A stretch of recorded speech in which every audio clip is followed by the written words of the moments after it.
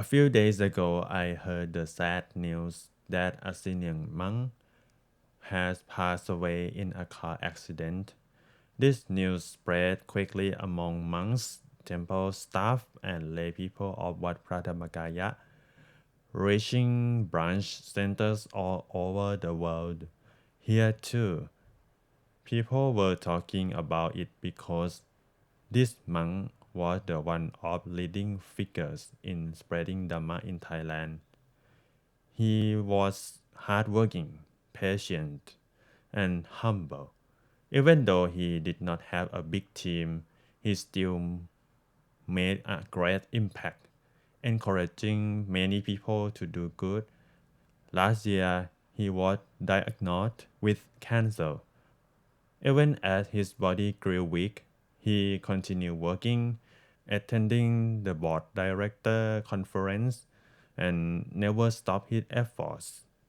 His final journey was meant to be a merit-making trip to a temple, but unfortunately he met with an accident before he could reach his destination.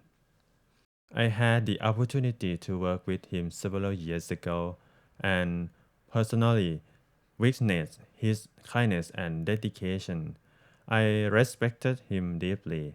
His passing reminded me that death is unpredictable.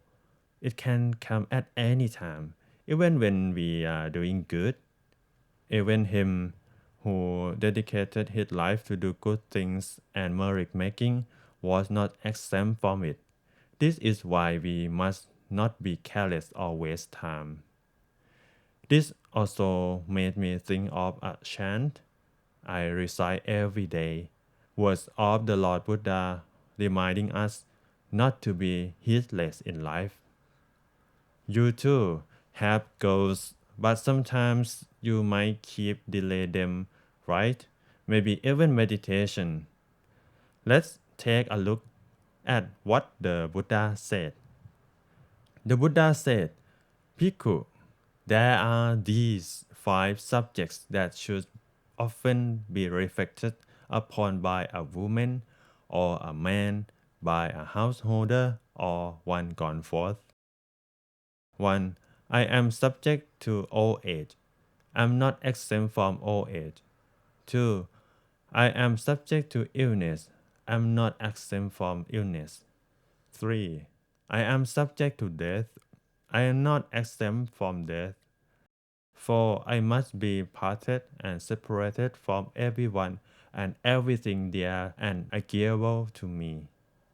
5. I am the owner of my karma, the heir of my karma. I have karma as my origin, karma as my relative, karma as my resort. I will be the heir of whatever karma, good or bad, that I do. Let's reflect on this one by one. Number 1. I am subject to old age. I am not exempt from old age. Many young people think, let me enjoy life first. I will do good deed later when I am older.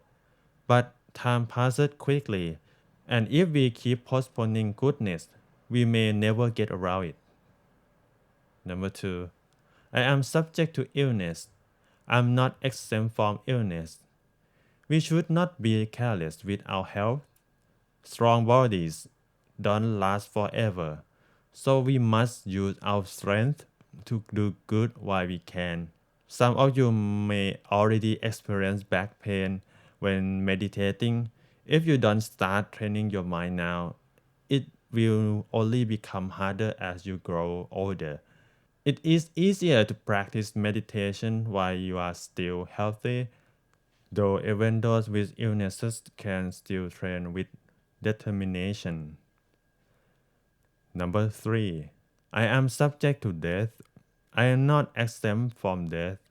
Life is uncertain. The Lord Buddha emphasized that our existence lasts only as long as a single breath. If we breathe in but don't breathe out, we die. If we breathe out but not breathing, we die. So every moment is precious and we should strive to do good at all times. Any good qualities we lack, we should develop. Any virtues we already have, we should strengthen. Any bad habits we carry, we should let go of. Number 4. I must be parted and separated from everyone and everything dear and agreeable to me. If we don't want regrets later, we must be kind to our loved ones while we still can, before they leave us or before we leave them. We should express our care and appreciation. Even material obsessions should be looked after properly. But when the time comes to part with them, we must not be so heartbroken that it ruins our life. We must accept that separation is inevitable. Number 5. I am the owner of my karma, the heir of my karma. I have karma as my origin, karma as my relative, karma as my result. I will be the heir of whatever karma, good or bad, that I do. This one speaks for itself. It teaches us to refrain from bad deeds and commit only goodness. If someone insults us, harms us, or cheats us, we should remind ourselves that it may be a result of our past karma, but for them, it is new karma they are creating. If we respond with anger or harm in return, we also create new bad karma. Instead, we should stay mindful, keep our emotions steady, and choose peaceful solutions. By doing so, we create good karma that will bring positive results in the future. We cannot control how others behave toward us, but we can control how we respond. If we frequently reflect on this teaching and practice it, we will stay on the path of goodness.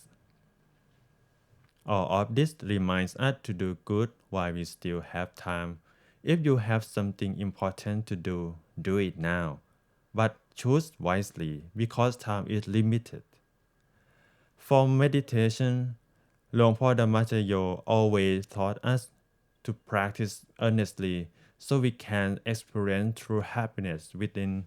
Throughout the day, we should maintain a happy and relaxed state of mind. This is the key to meditation. A good mood makes it easier for the mind to settle and go deeper in practice. A positive attitude leads to good speech and good actions naturally. These words of หลวงพ่อ Dhammachayo answer my question. If I want to be mindful and not careless every single second of my life, what should I do? The answer is maintain a happy and relaxed mind at all times. This is easier to practice than simply saying, be mindful all the times. It is also easier than telling someone who is beginner to constantly visualize an inner object. It is not easy to do that all the time, but keeping a good mood helps sustain mindfulness effortlessly. Even for me, I sometimes feel frustrated when speaking English, or even I make mistake while recording a video. These little things affect the mind and disturb my meditation progress. Even though I force myself to meditate for at least 2 hours daily, if I let myself get upset over these small things, I am still being careless. So I encourage all of you reflect on these 5 teachings every day.